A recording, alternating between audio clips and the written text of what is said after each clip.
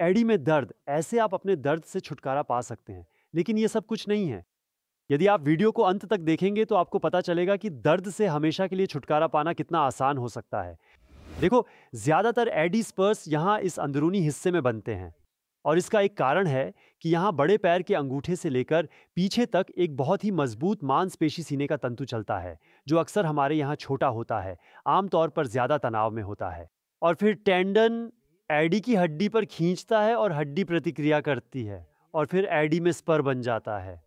फिर यह थोड़ा उभरता है। किस्मत खराब हो तो चलते वक्त तंग करता है और दर्द देता है। कम लोग जानते हैं कि दर्द एड़ी के स्पर से नहीं होता, बल्कि उसकी हड्डी की झिल्ली में होता है जब तनाव अधिक होता है। इसका मतलब है कि अगर हम इन व्यायामों के जरिए यहाँ के तनाव को कम कर सकते हैं तो एड़ी का स्पर तो रहेगा, लेकिन संभव है कि दर्द खत्म हो जाए। और ठीक इसी के लिए यहाँ आराम लाने के लिए हम अब 2 व्यायाम करेंगे, और अंत में मैं आपको दूसरी एक्सरसाइज का एक बोनस वेरिएंट दिखाऊंगा जो इस प्रभाव को और बढ़ा सकता है।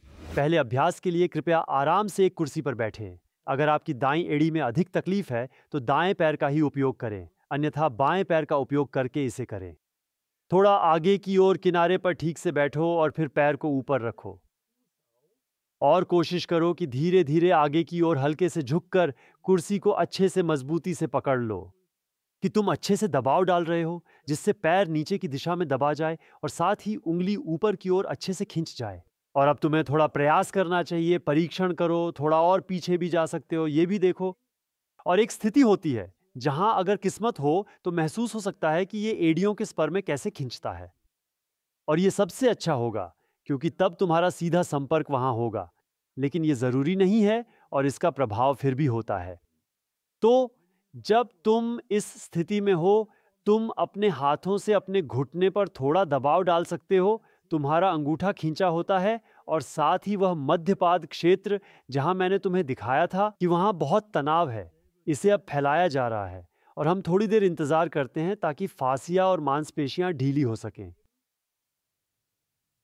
आप शांतिपूर्वक सांस लेते हैं, और अगर खिंचाव का दर्द होता है तो वह बहुत ज्यादा नहीं होना चाहिए। वो ऐसा होना चाहिए कि तुम बस अच्छे से सहन कर सको। और अभ्यास के दौरान इसे थोड़ा ठीक करने की कोशिश करें। घुटने को थोड़ा नीचे ले जाइए और महसूस करें कि नीचे क्या हो रहा है।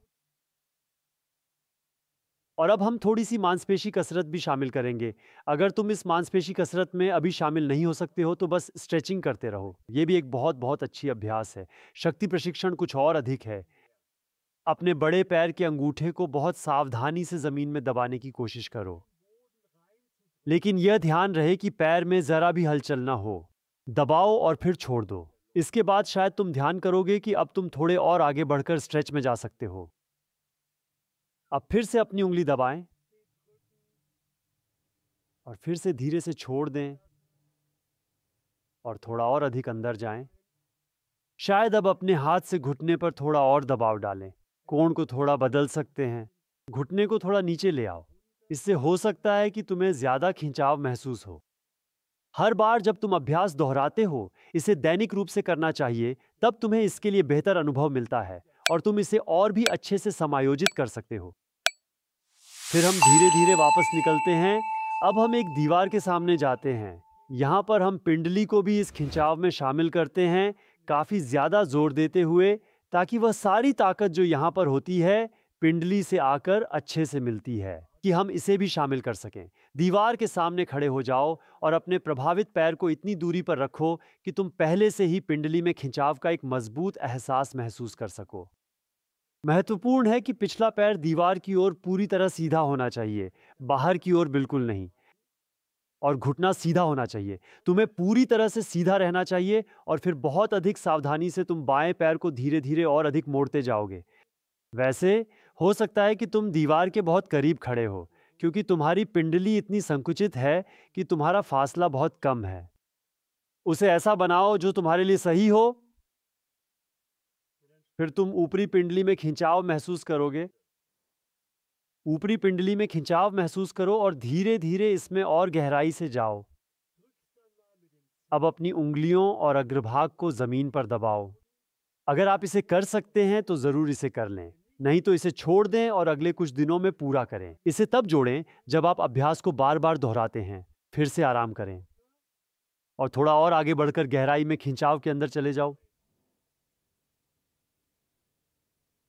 और फिर लगभग 1 मिनट गुजरने के बाद अब तुम्हें अपना दाहिना घुटना हल्का सा मोड़ना है और फिर तुम देखोगे कि खिंचाव अधिक टखने के पास एकिलीज टेंडन और इस विशेष क्षेत्र में धीरे धीरे फैल रहा है। और अब हम इसमें अच्छी तरह से खिंचाव करेंगे। दाहिने पैर को हमेशा घुटने में थोड़ा अधिक मोड़ें और फिर आप अपने टखने में खिंचाव महसूस करेंगे। यहाँ पर अब हम अपने पैरों की उंगलियों और आगे के हिस्से से जमीन पर अच्छे से दबाएंगे ताकि सही दबाव महसूस हो। मजबूती से अच्छे से दबाएं। फिर से धीरे से आराम दें और खिंचाव में थोड़ा और अधिक आगे की ओर बढ़ें। और फिर तुम अपना वजन बाईं ओर स्थानांतरित करते हो और पैर को फिर से पास लाते हो और थोड़ा स्वतंत्र रूप से हिलते हो।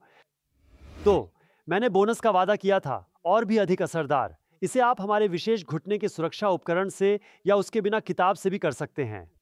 और इस पूरे अभ्यास की खासियत यह है कि अब तुम्हारा पैर पहले से ही खिंचा हुआ स्थिति में है और तुम खिंचे हुए अवस्था में ही शरीर को आगे जाओ, जितना भी आगे जा सकते हो, जब तक ऊपरी पिंडली में सही खिंचाव न हो। और फिर देखो, क्योंकि सारा वजन उसी पर है, खिंचाव में अधिक ताकत होती है। और इस विकल्प में भी तुम दूसरी फेज में दूसरी मिनट में हल्का सा घुटना मोड़ सकते हो और फिर तुम्हें स्पष्ट रूप से महसूस होगा कि जैसा दीवार पर पहले हुआ था, खिंचाव और भी अधिक प्रभावशाली रूप से तुम्हारे टखने और अकिलीज टेंडन में विस्तार होता है। तो अब कुछ कदम चलो और ध्यान से अनुभव करो कि क्या बदलाव हुआ है और क्या फर्क दिखता है। इसे महसूस करो, ध्यानपूर्वक देखो और पहले और बाद की तुलना करो।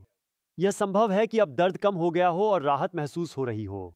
अब जो महत्वपूर्ण है वह यह है कि आप इन अभ्यासों को हर दिन दोहराएं। इसलिए इस वीडियो को जरूर सेव करें ताकि आपको इसे आसानी से दोबारा देखने का मौका मिल सके। और अब इंतजार करें कि नियमित अभ्यास से लंबे समय में क्या बदलाव आता है।